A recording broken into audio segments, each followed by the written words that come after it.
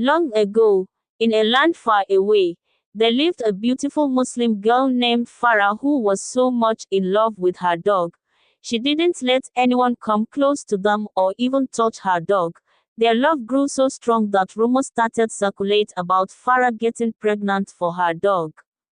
Farah, a child of the diaspora, carried the heart of Africa within her, even as she navigated the concrete jungles of America. Her family, descendants of proud Yoruba warriors and wise Hausa scholars, had instilled in her the rich traditions of their heritage. They had taught her the importance of family, the power of prayer, and the respect for all living things. Farah, with her bright eyes that sparkled like the jewels of the Queen of Sheba and a smile as warm as the Saharan sun, was a beacon of light in her community. She was a devout Muslim, her faith a guiding star in her life. But Farah held another love in her heart, a love that would become the center of whispers and the cause of much pain. This love was embodied in Bruno, her dog. Narrator, Bruno, with his fur the color of rich, dark earth and eyes that mirrored Farah's own gentle spirit, was more than just a pet. He was her confidant, her shadow, her furry companion in a world that sometimes felt overwhelming. He was the keeper of her secrets, the silent listener to her dreams, the warm presence that chased away the loneliness that sometimes crept into her heart. From the moment Bruno, a scrawny pup rescued from the local animal shelter, had bounded into Farah's life, their bond had been unbreakable. He was her constant companion, sharing her laughter, her tears, and the quiet moments of reflection. He was family. As Farah blossomed into a young woman, her beauty, both inner and outer, began to attract attention. Young men from the community, their hearts filled with admiration, sought her hand in marriage. Each proposal was presented with respect and tradition, following the customs of their shared heritage. But Farah, though grateful for the honor, gently declined each offer. Her family, though initially understanding, began to grow concerned. They worried that Farah was isolating herself, that she was missing out on the joys of marriage and family. They reminded her of the importance of continuing their lineage, of upholding the traditions that had been passed down through generations. Farah, my daughter, her mother would say, her voice laced with concern, why do you refuse these fine young men? They are good, pious men, each one a blessing in his own right. Farah would listen respectfully, her heart heavy. Mama, I understand your concerns, she would reply, her voice soft but firm. But my heart belongs to Bruno. I cannot imagine my life without him. I cannot bear the thought of leaving him behind. Her words, though spoken with sincerity, were met with a mixture of confusion and disapproval. In their culture, while animals were respected, the bond Farah shared with Bruno was unconventional. It was a kind of love that didn't quite understand. The whispers began. At first, they were soft, like the rustling of leaves in the wind. Farah and her dog, they would murmur, their voices filled with curiosity and a hint of judgment. But as Farah continued to refuse suitors, the whispers grew louder, more insistent, more malicious. She is obsessed with that animal, some would say. It is not natural. Others, their minds clouded by ignorance and prejudice, whispered darker accusations. They twisted the purity of Farah's love for Bruno, weaving tales of impropriety and shame. They spread rumors that were as poisonous as the bite of a mamba, their words dripping with venom. The whispers reached Farah's ears, sharp and cruel, like thorns piercing her heart.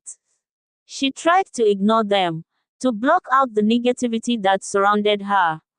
But the constant judgment, the veiled accusations, the looks of disgust and disapproval, began to take their toll. Farah, once vibrant and full of life, began to withdraw. Her smile faded, her eyes lost their sparkle.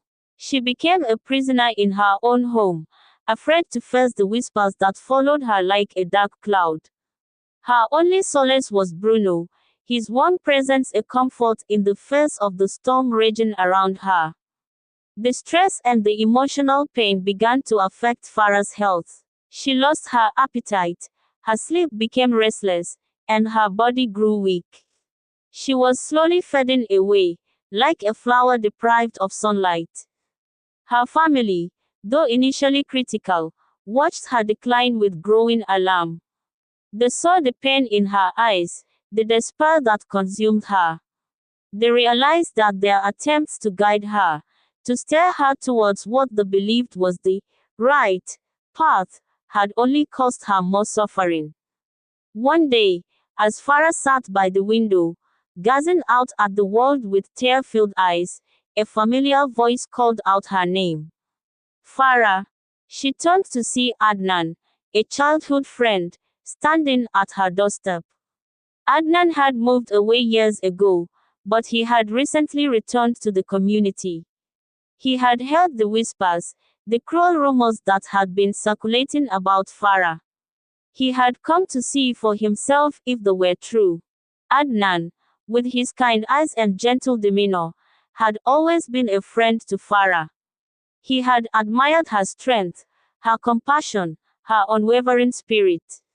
He had also been secretly in love with her since they were children, playing together under the shade of the old oak tree. He saw the change in Farah, the shadow that had fallen over her. He saw the pain in her eyes, the weight of the world on her shoulders.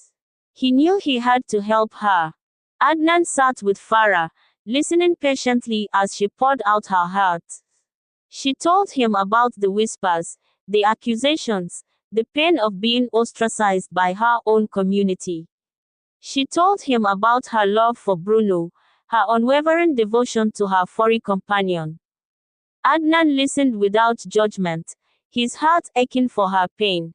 He understood the depth of her bond with Bruno, the unconditional love that existed between them. He saw the purity of her heart, the strength of her spirit. Farah, he said gently, when she had finished speaking, you are not alone. I believe you. I understand. His words were like a balm to her wounded soul.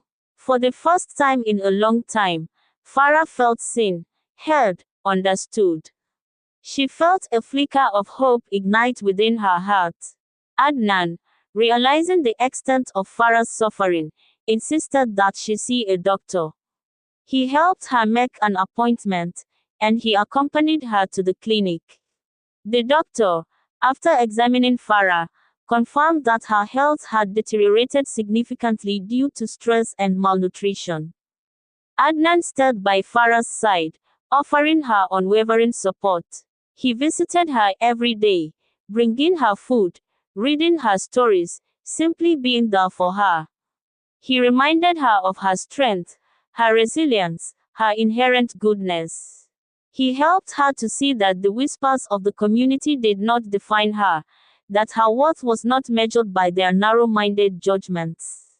As Farah slowly began to heal, a new kind of love blossomed between her and Adnan. It was a love born out of friendship, understanding, and mutual respect. It was a love that transcended the whispers, the judgments, the limitations imposed by others. Adnan, knowing that Farah would never be truly happy in a community that had judged her so harshly, suggested that they move away, to a new city where they could